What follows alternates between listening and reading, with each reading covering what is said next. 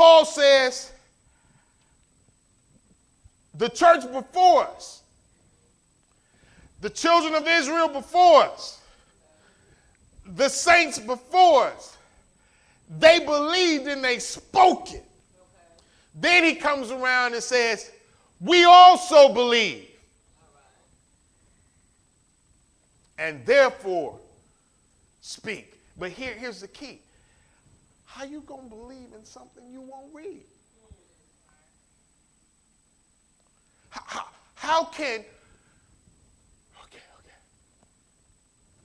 Okay, I'm going to ask a question. I need somebody to give me this answer.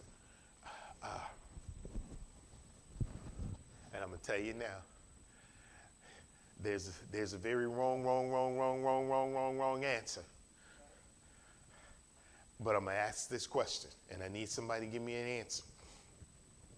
Who discovered America?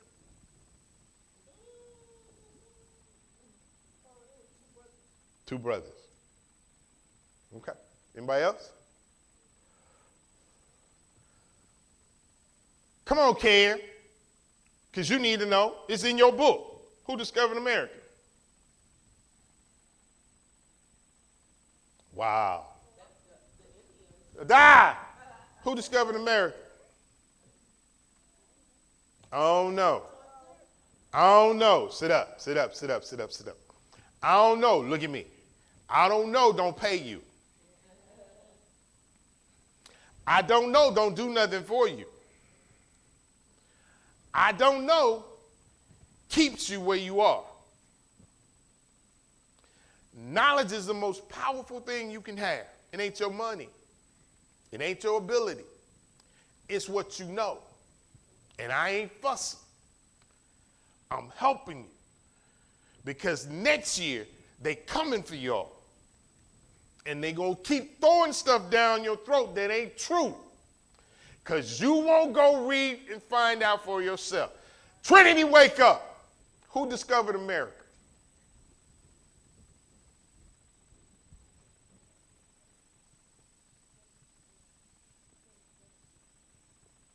I know you got to get the cobwebs out, so I'm gonna give you some time.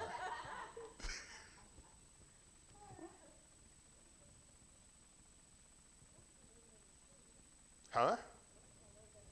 Zaniah, who discovered America?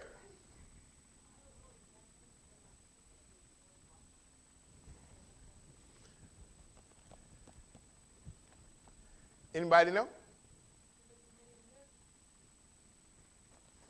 You talk too much.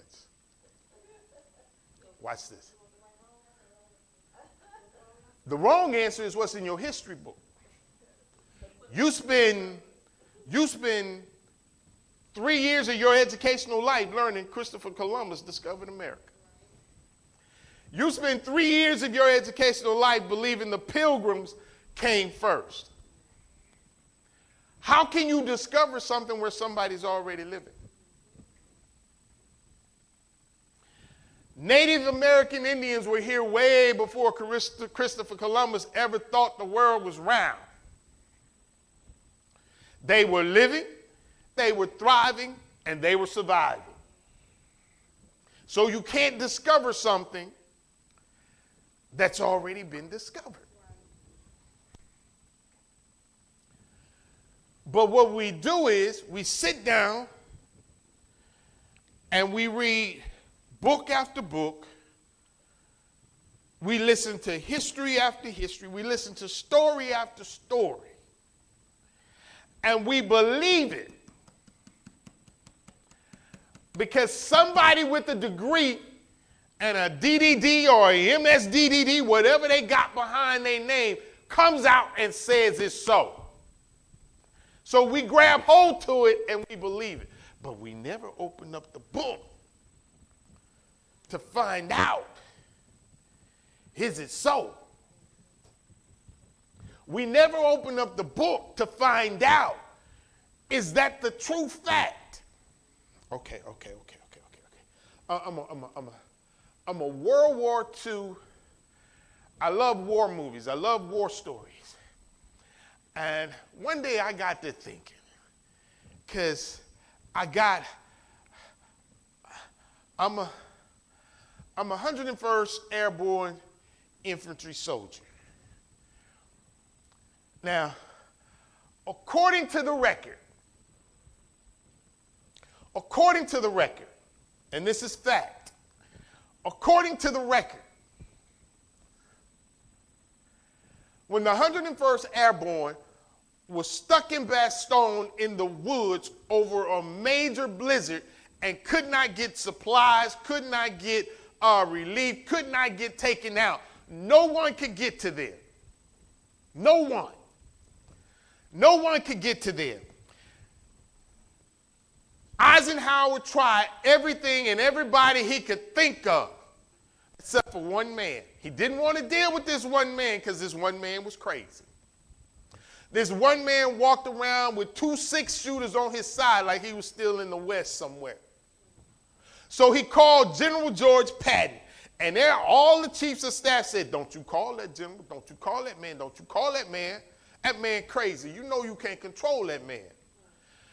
He calls Patton in and says, Patton, listen, our boys are being killed. We can't get them food. We can't get them supplies. They don't have no weapons. They don't have no ammunition. And they've been bombarded every single night. They're right at the line.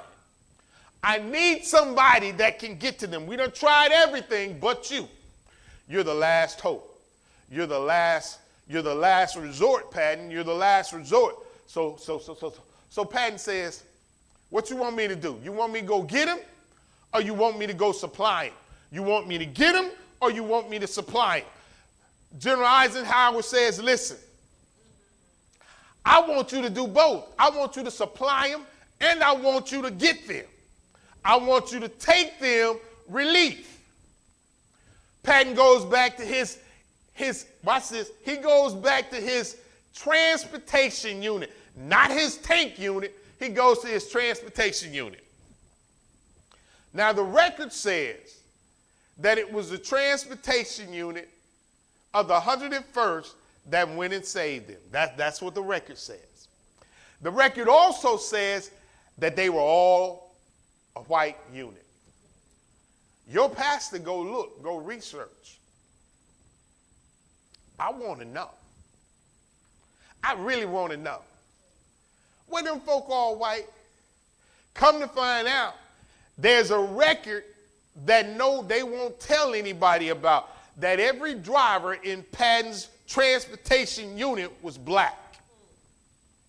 So Patton calls them, and Patton gives them an order that he will not give a white man. He says, you're going to drive all day and all night. It's going to be 2 in a truck. One going to drive, one going to sleep. And when it's time to switch, you're going to stop for that minute. You're going to switch. When it's time to fuel up, you're going to stop and fuel up. I recommend you change drivers when you fuel up. Dump the barrel. I don't care about the barrel. Get to where you got to go. You got a week to get there. They jump in their truck and they drive nonstop. Drive through enemy lines undetected. They show up at Bastogne and everybody want to know, how y'all get through here? Y'all ain't got that kind of mindset. See, here's the thing. You never know what you can do until you read the book. You don't know what's in the book. How you going to believe it? All right, flip the script is nice. Flip the script, flip the script, flip the script. Oh, God, help me. I have to believe it. I have to believe. I got to know. I used to say, you got to know that you know beyond the shadow of a doubt, that you know that your inner man knows that he knows that he knows beyond the shadow of a doubt. He knows that he knows. You got to know it, so you got to know it to the point that no matter what somebody says, your reply is keep looking. I know what you see, but you can't see what I can't see because I can't put what I can see in the words. I know you see me in poverty. I know you see me in lack. I know you see me sick. I know you see me in insufficiency, but that's not what I see. I see success. I see accomplishments. I see prosperity. I see health. I see doing what God's called me to do.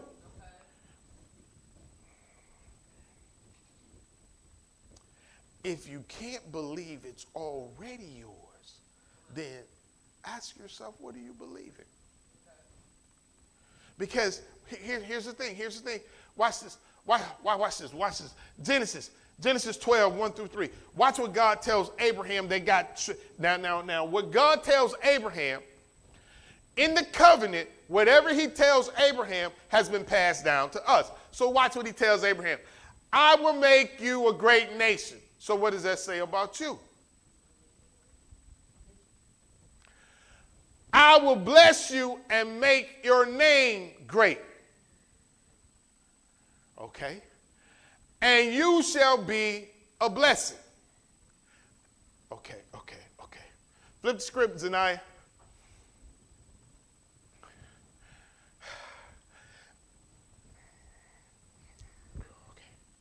Okay, watch this.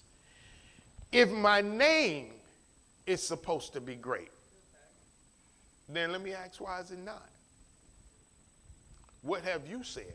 Have you said my name is great? There's a declaration on my wall behind my desk in my classroom, and the declaration says this: my name is in rooms with people who has the resources and the ability to help me accomplish what God has called me to do. My name is known in circles that I don't belong. My name is known where people say I will never go. My name is known. Why? Because God said my name is great. Then he says, okay, your name is great. I am going to bless you. Now, when you go back and you read that entire Genesis chapter 12, what you discover is that he blesses you that you can become a blessing. Because you can't be a blessing until you're blessed. So you can't bless anybody until you're blessed. People look at me, and because I don't dress like a preacher, I don't walk like a preacher, I don't talk like a preacher, people think I'm playing games.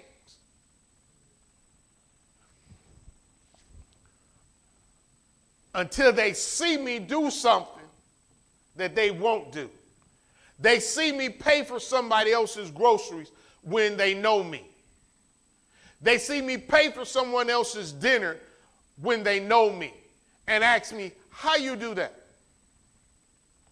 Or they see me just give someone money for no unnecessary reason. How? Why? God said so. It ain't mine, no way. See, this is where we have to change our mindset. I don't own nothing. I'm just the overseer. I'm just the manager of it. So when God says give, I'm going to give it. I don't care what it looked like. Oh, okay, yeah. She right there. When I first started preaching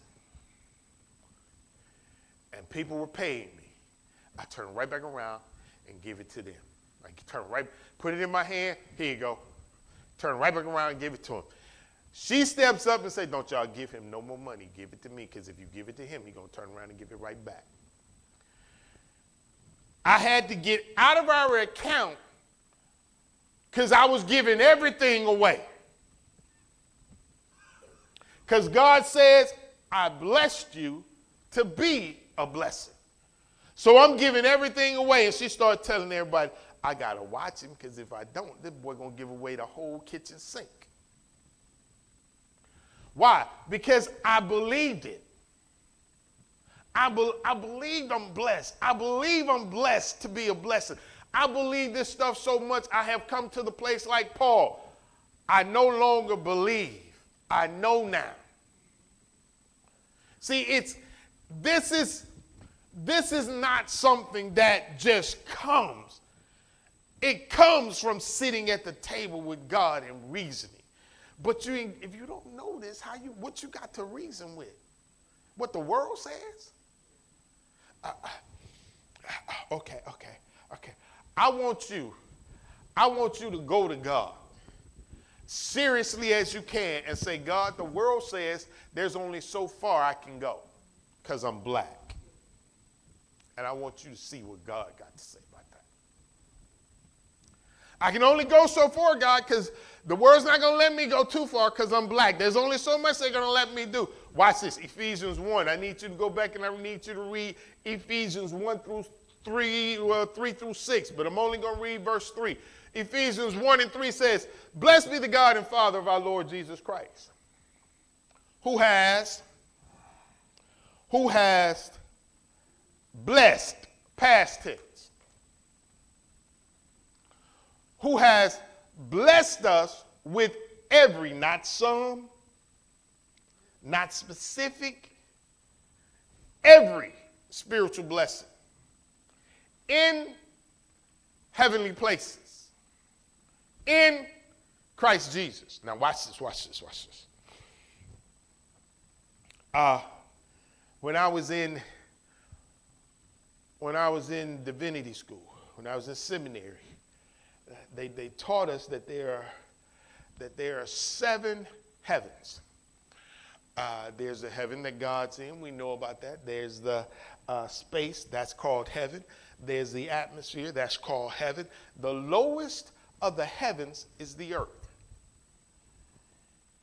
So, if I'm blessed in heavenly places, watch this, that means I'm blessed in all 7 places. So Jesus comes along and Jesus says, whatever you bind on earth is bound in heaven. Whatever you loose on earth is loose, set free in heaven. Now watch this. I can't bind anything if I don't say it. I can think all day long, not here. I can think all day long, not in my family. I can think all day long, not today. But nothing gets stopped until I say enough is enough. Okay, y'all ain't got it. We they had rehearsal yesterday. Started raining cats and dogs. I said, okay, as long as it stops raining when I get ready to leave, we all right. Stopped raining. I said, okay, good. Started raining again, and we were right at the time to close. I said, okay, that's what you want to do. That's fine. I'm just going to, Lolita say, oh, it's just trying to get it all out. Because when it's time to go, it's got to stop. End time came. We walk outside. The rain was gone. Why? Because we understand, watch this, we're beginning to understand that when God says he's given us dominion, that means I'm in authority. Everything I say that falls in line with God's word has to obey me. So God says I'm in authority, and I have authority over the birds of the air, the animals, the sea, of the fish, and all of everything that's over the earth. I'm in control. Rain, stop. Rain has to stop. Okay. The dog starts chasing me. I used to walk. I used to walk. And every time the dog come, I start running. And I ran across. I got dominion. I got authority. I stopped running and started looking at the dog. Shut up. Don't want to hear it. Stay over there. And every last dog shut up, stopped chasing me, went back, sat down, and watched me walk. See, if you don't operate the faith that you have in the Word of God that you have read and has become revelation knowledge to you, you will never see it happen. It's in your mouth. Okay. So I'm blessed in all the heavenly realm. And if I'm blessed in all the heavenly realm, I don't see it if I can't say it, but I can't say it if I don't believe it. Flip the scripts, Zanaya.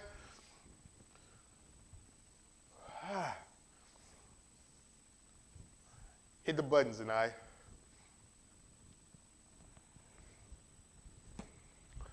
All I have to do is believe.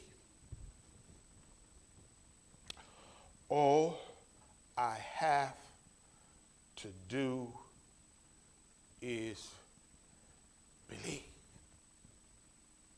And here's the interesting tidbit. Because of our human nature, it's easy for us to believe what we see and what we hear. But we can't believe what we cannot see. So here's my question. Is it really that hard? You believe in a God that you haven't seen.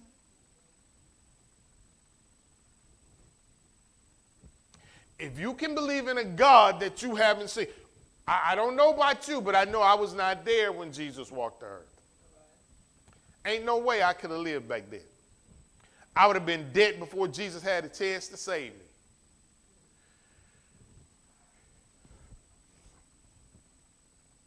Mark 5:36. I need you to look at 36 through 39. I just want to read 36. I have to believe. I have to do. All I have to do. All I have to do is believe. Okay, this is the story of Jairus. Now watch this. We've all heard this story preached 129 million times. We all heard of the woman with the issue of blood. But here's a thing that we never really hear about that much. Why is it that Jairus goes to Jesus before the woman with the issue of blood? Jairus is the first person to get there. He goes because his daughter at home dying. He goes because he has heard all the miracles Jesus has done and is doing, going from town to town. He's heard. He's the ruler of the synagogue that will soon, in a couple of weeks, be the same synagogue that says crucify him. But he goes to Jesus and says, listen, I hear that you've done all these miracles. And while he's standing there talking to Jesus, this woman with the issue of blood on her hands and knees crawls through the crowd, touches the hem of his garment, and Jesus gets interrupted, stops Jairus and says, who touched me?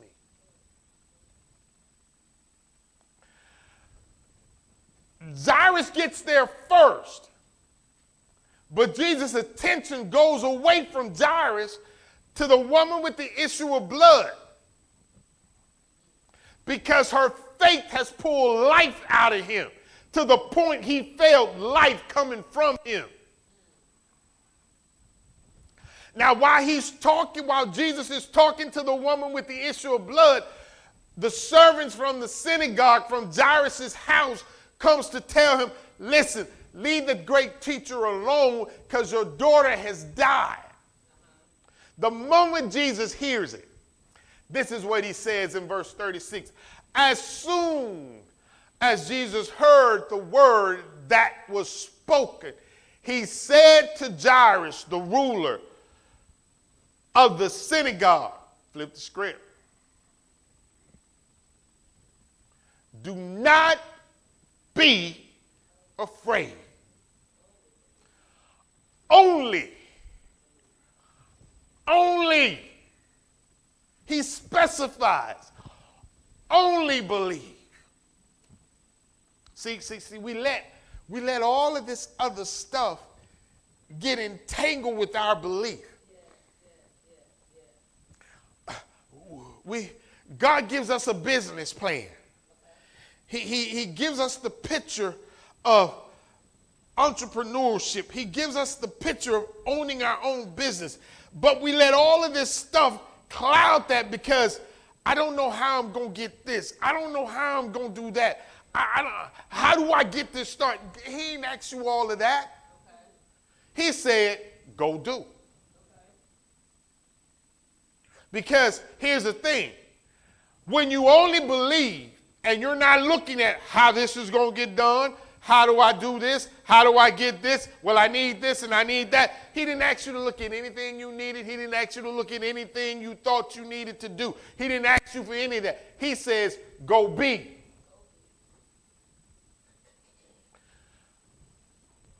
Go be your own boss.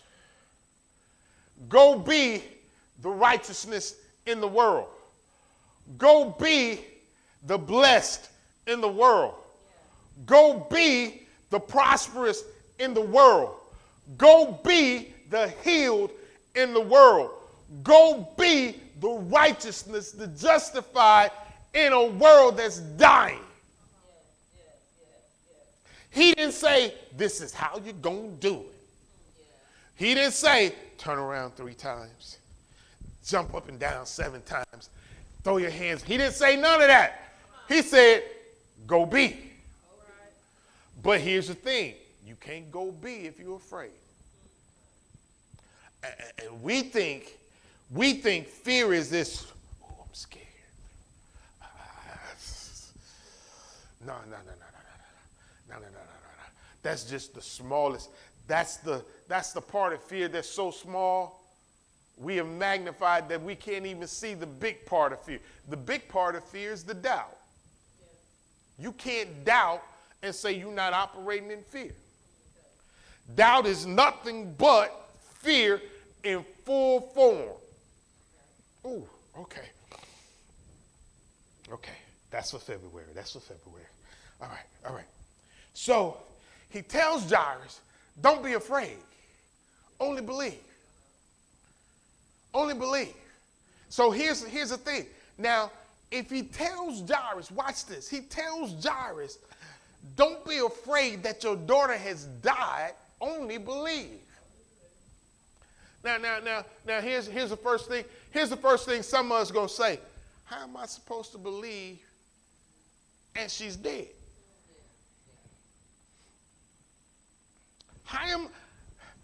Wait. You telling me to believe and she ain't breathing. She ain't got no heartbeat. Because here's the truth of the matter. They didn't come from around the block. They traveled for days to get to where Jairus was. To tell him, leave him alone, it's too late. It's too late. She's dead. Then let's just go bury her. And Jesus steps to the plate. Listen. Don't be afraid. He reminds Jairus that you came to me. Watch this, because this is key. You came to me full of belief that if you could get to me and I could just speak healing over her, she would be healed. You came to me full of that belief. But now they tell you she's dead. She's gone. She's no more. And she's been dead days. Jesus says, stop looking at that. Don't be afraid of what you heard. Stick to what you believe.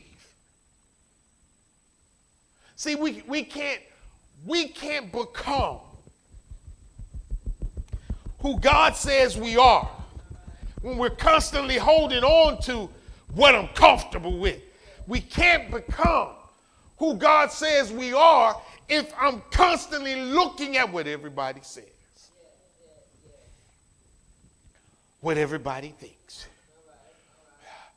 what the world keeps throwing down my throat, what the world keeps trying to get me to grab hold to and get in the boat with them. I don't want to be in your boat. I want to be on a cruise liner. Your boat can't hold what I can see. A cruise liner can't hold what I can see from God, but it's big enough to get me where I got to go.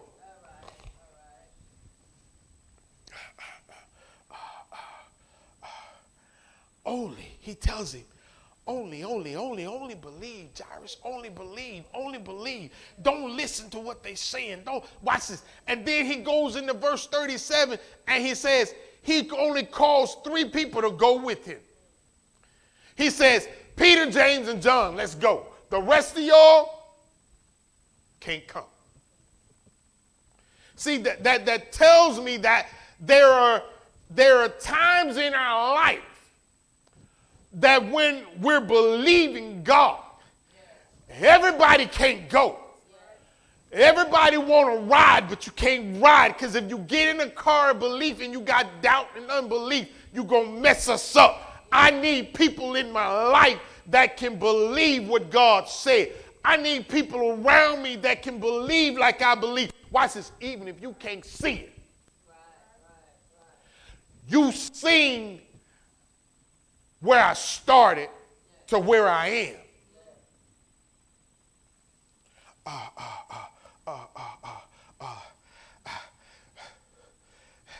There's a song that says, look what the Lord has done. Now, how is it? I'm going to paint this picture real good. How is it that 5 adults can go from an event center into a fully furnished location? 5. Watch this. That looks better than some churches that's been in existence for years. You can't explain that. You can't explain it.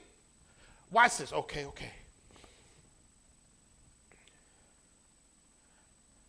5 adults don't struggle to get the light bill paid. No struggle to pay the lease. No struggle to pay anything. It's all paid and paid on time. How do you explain that? People look. I got mentors say, man, you got to go get more people. You can't keep this going. I say it ain't my job. That ain't what God told me. I got a promise from God. And my promise from God was, if you do what I said do, when I say do it, don't worry about the rest, I'll make it happen. See, I don't look, when God says, okay, Dwayne, it's time to start dreaming down the road, I go to dreaming. God plants the vision. He starts showing me. And I start moving toward the vision. I'm not looking at I need this. I'm not looking at I need that. I'm not looking at I ain't got the money for this. I ain't got the money for that. I'm not looking at that. All I know is this is the picture God has painted. That picture has got to come to fruition. That picture must manifest. The only way that picture manifests, I only believe. There are things I have not even told Rose, because I cannot tell, because I gotta have people that can believe it when I say it. Because if I told you what God has really called us to be, you're gonna look at me like I'm crazy. If I tell you what God has told us to do and how to do it, I can't do that. We can't do that. No, Pastor. We can't do that right now. No, we ain't there yet. We ain't there yet. Says who? I got a promise from God. It ain't my responsibility about the how. That ain't my responsibility. The why ain't my responsibility. The moment he says do it, I'm going to get it done. You're going to see me walking. Now, it's up to you. Am I going to get behind him? Am I going to walk with him? Or I'm just going to sit back and look and see what he do, because he's going to fall on his face. He tells Jairus, only believe. Only Jairus, only believe. See, here's the principle. It ain't, okay, I'm finna mess you up. It ain't necessarily in the words we speak. It's in the belief in the words we speak. Do I believe what I say about me? Do I believe what I say about my family? Do I believe what I say about my bank account? Or do I let my bank account talk to me about what I can do?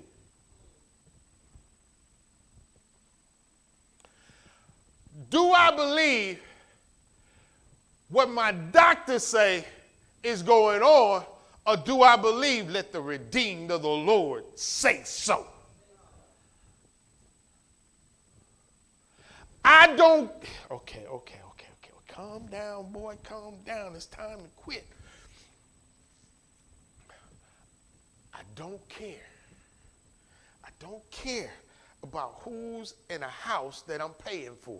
I don't care about who's trying to make laws that think they're going to control how I live.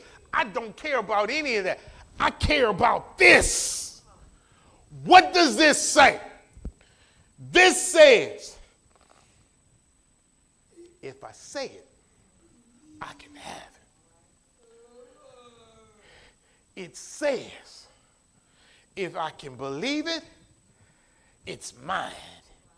It says that because I am who God says I am, whatever I want, I can have if I can ask it in his name. So I don't care about nothing else. All I care about, what's in here? What is it, God? What's in here?